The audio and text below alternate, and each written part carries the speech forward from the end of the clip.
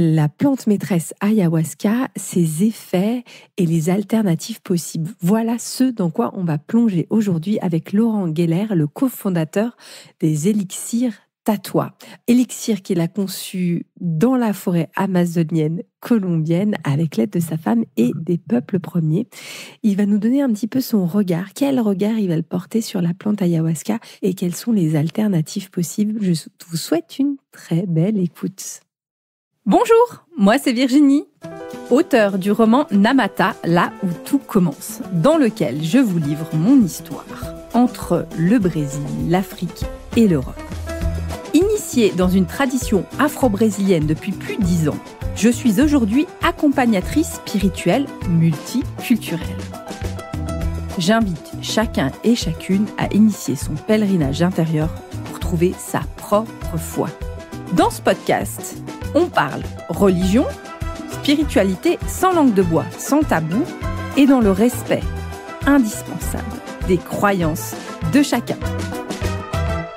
J'ai une nouvelle fois le plaisir d'accueillir Laurent, le cofondateur de Tatwa, des élixirs Tatwa. Et aujourd'hui, on va aborder un sujet, je sais qui va plaire, un sujet tout particulier sur quels sont les effets de l'ayahuasca. Alors, j'ai une question un peu préalable, Laurent. Alors, tout d'abord, bonjour. Bonjour Virginie.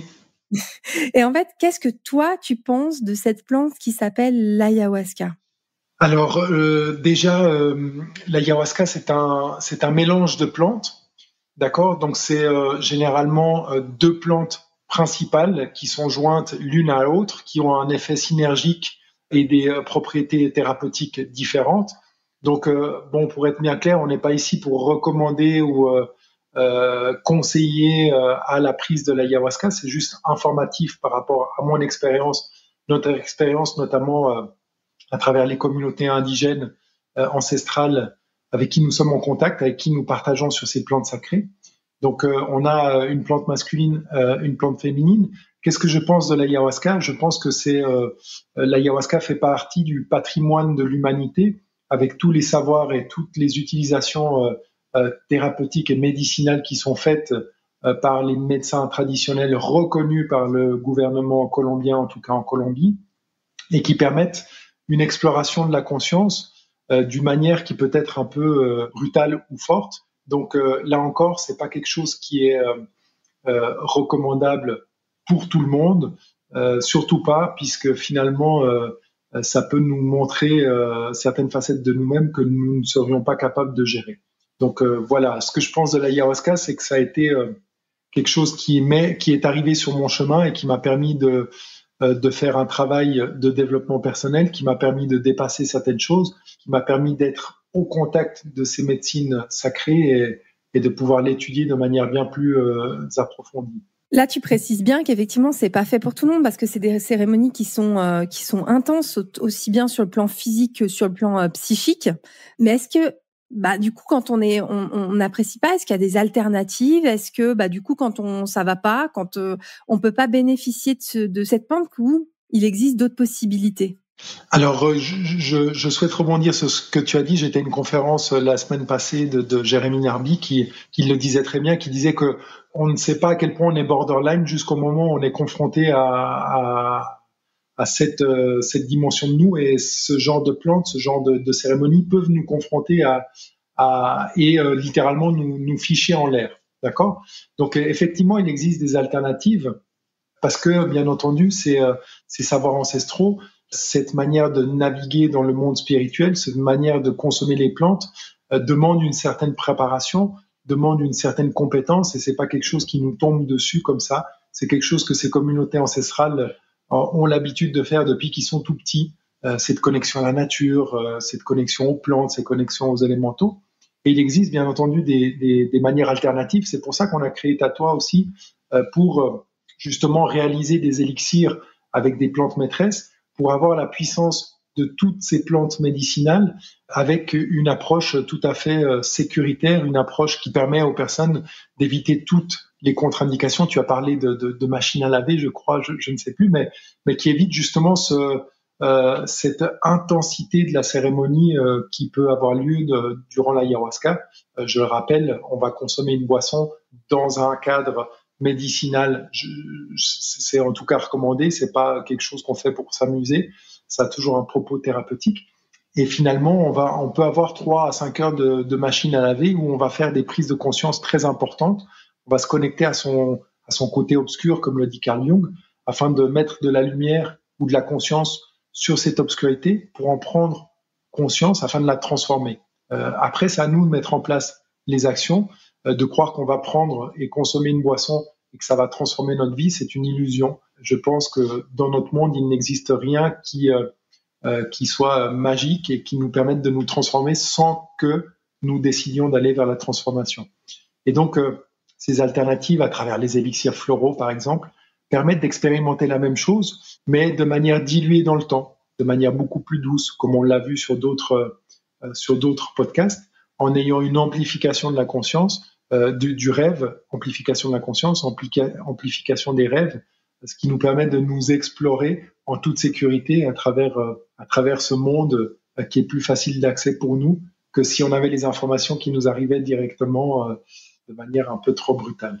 Ça veut dire que pour toi, la différence, en fait, c'est-à-dire que dans l'approche des élixirs, dans ton travail avec les peuples premiers, dans la conception de tes élixirs à toi, tu as réussi à t'approcher, alors évidemment sans avoir, tu me confirmes, aucun effet psychotrope, en toute règle, en tout respect des réglementations, en fait, un effet sur le résultat, sur les prises de conscience, tu arrives à une alternative, en fait, à des cérémonies. Est-ce que ça pourrait être juste de le dire comme ça? Oui, effectivement, déjà, c'est important de relever qu'il n'y a effectivement aucun alcaloïde dans ce qu'on produit et fabrique. Donc, c'est une approche qui est totalement différente où on va extraire l'esprit de la plante et c'est cet esprit finalement qui va nous guider. D'ailleurs, c'est une approche qui est très intéressante parce que déjà, c'est validé par la science, c'est validé par les autorités supérieures ancestrales qui, pour certaines communautés comme les Siona, recommandent certaines fois nos élixirs aux personnes qui viennent en cérémonie, qui ont consommé de l'ayahuasca et qui considèrent devoir faire encore du travail.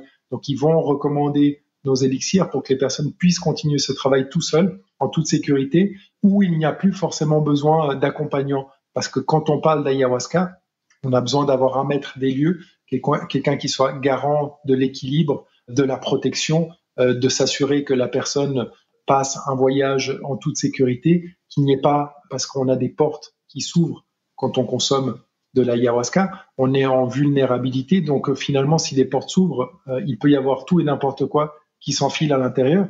Donc ces éléments-là mettent aussi en lumière certains risques de la pratique qui vont au-delà de ma capacité de gérer, mais qui peuvent finalement avoir un impact sur ma vie. Donc en consommant ces élixirs, on réduit tous ces biais, tous ces risques qui font que je me mets en danger et je peux potentiellement soit partir en expansion de conscience à cause des alcaloïdes ou grâce aux alcaloïdes, ça dépend comment on le voit, et avoir ces effets de purge qui sont aussi thérapeutiques.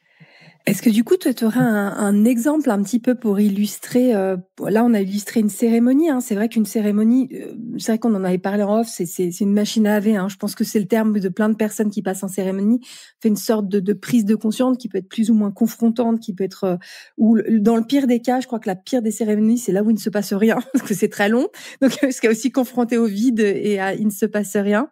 Mais du coup, pour toi, est-ce que donc on voit un petit peu cet effet d'anecdote voilà, d'une cérémonie.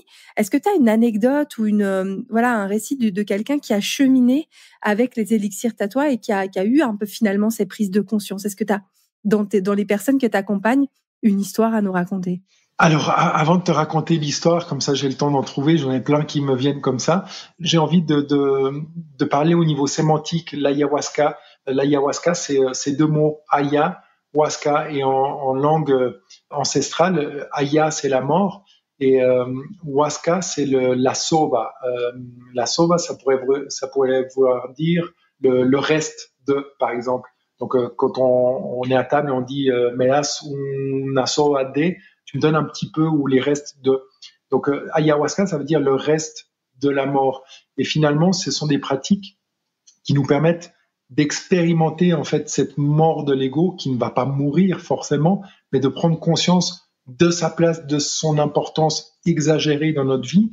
Et donc, d'une certaine manière, ce genre de pratique ancestrale permettent d'expérimenter la mort avant de mourir. Donc, de mourir avant de mourir, ce qui nous permet d'avoir une relation à la mort qui est totalement différente, qui, certaines fois, dans notre culture occidentale, a un impact très fort sur la vie des gens, sur leur anxiété, leur stress, les angoisses.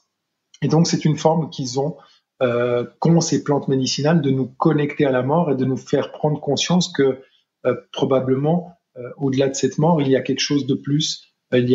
C'est un passage, c'est une étape de notre vie vers cette éternité à laquelle nous sommes destinés. Et donc, comme expérience, j'ai ce cas d'une femme que j'apprécie énormément, que j'aime toujours partager. J'étais à l'époque à une conférence à l'Observatoire du réel, et il y a une femme, on mangeait donc après la conférence, il y a une femme qui voit mes élixirs et qui me dit « Ah, c'est génial, c'est quoi ça ?» Et je lui explique un petit peu comment ça fonctionne. Je lui explique que ça va travailler au niveau cellulaire, que ça va permettre de libérer des traumatismes qui font interférence. Et je parle toujours de vibration et de médecine vibratoire, parce que ce qu'il faut comprendre, c'est qu'en fait, si j'ai un traumatisme, par exemple, d'un père maltraitant dans ma vie, qui m'a maltraité et qui finalement, j'ai pas pu le résoudre parce que j'étais trop petit ou trop petite, et je l'ai intégré comme un acquis, le père ou l'homme est dangereux dans ma vie,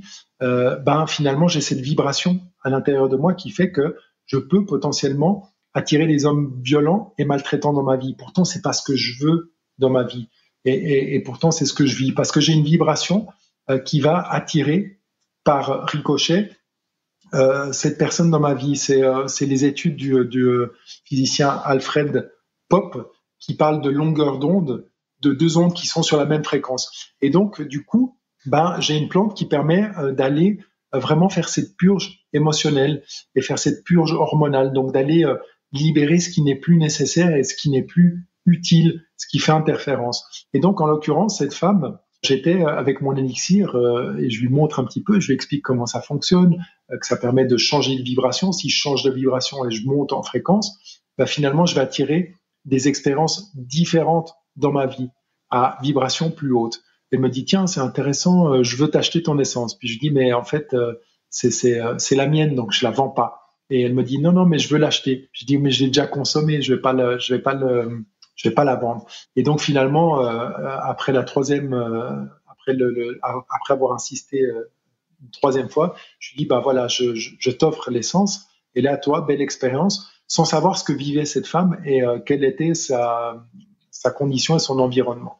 Donc c'était une essence qui assez intéressante. Elle travaille sur la confiance en soi, l'estime de soi, et aussi sur les liens invisibles entre les parents et les enfants. Donc elle permet de créer ce lien de compréhension qui va me faire comprendre pourquoi mon enfant est comme ça, pourquoi mon adolescent est terrible, et donc ça va mettre de l'amour dans ce lien et ça va complètement transformer les relations. Donc c'est juste magique et c'est difficile à expliquer de comment ça opère, si ce n'est que ça va permettre de libérer des traumatismes. Donc cette femme, elle consomme cette essence et après coup, nous sommes restés en contact. J'apprends qu'en fait, elle avait des difficultés, des problématiques relationnelles avec sa fille où elle ne se parlait plus. Et à la fin de l'essence, pratiquement très peu de temps après, la relation s'est totalement transformée entre elle et sa fille et il y a eu un contact qui s'est recréé par magie. Donc c'est ça la magie des plantes sacrées, des plantes maîtresses, c'est qu'elles opèrent à des niveaux qui sont difficilement perceptibles, mais qui ont vraiment un impact important sur notre vie. Là, je vais partager. Enfin, je trouve que l'anecdote, elle est bonne. Moi, tu vois, on fait plusieurs épisodes aussi parce que j'ai beaucoup d'admiration pour ton travail. Puis j'ai aussi expérimenté les plantes. J'ai trouvé aussi très, très. Moi, j'ai eu une anecdote de ce type-là. Ça paraît assez fou en fait de dire on se vaporise quelque chose dans la bouche. Ça n'a pas particulièrement bon goût et dire quel est l'impact. Et moi, j'ai pu voir.